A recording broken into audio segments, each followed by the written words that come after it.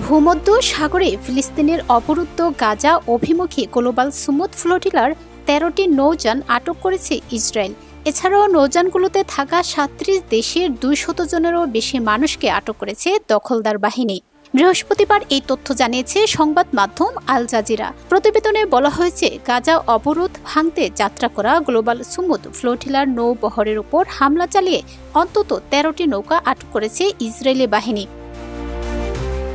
এসব নৌকায় থাকা ৩৭ দেশে ২০১ জনের বেশি মানুষকে আটক করা হয়েছে বলে জানিয়েছেন সংগঠনের মুখপাত্র সাইফ আবু কেশেক। সামাজিক যোগাযোগ মাধ্যমে ইনস্টাগ্রামে দেওয়া পোস্টে তিনি জানান, আটক হওয়া যাত্রীদের মধ্যে কেবল স্পেন থেকেই ছিলেন ৩০ জন। এছাড়াও আটককৃতদের মধ্যে ইতালি থেকে ২২ জন, তুরস্ক থেকে ২১ জন এবং মালয়েশিয়া থেকে ১২ জন রয়েছেন।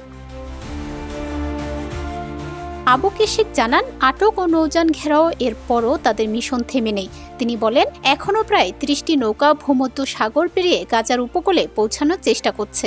দখলদার বাহিনীর সামরিক জাহাজগুলোর বাধা ঠেকিয়ে এগিয়ে চলছেন তারা। গাজায় অবরোধ ভাঙতে ভোরের মধ্যেই পৌঁছানোর জন্য সর্বোচ্চ চেষ্টা করছেন অংশগ্রহণকারীরা।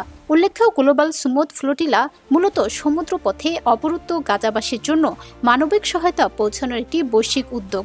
গত ৩০ সেপ্টেম্বর স্পেনের বার্সেলোনা থেকে যাত্রা শুরু করে এই বহর। জীবন অবাক না করলে কে করবে? ২৮% মিল্ক ফ্যাটের অবাক করার সাথে ফ্রেশ মিল্ক পাউডার। জীবন অবাক করুক প্রতিদিন।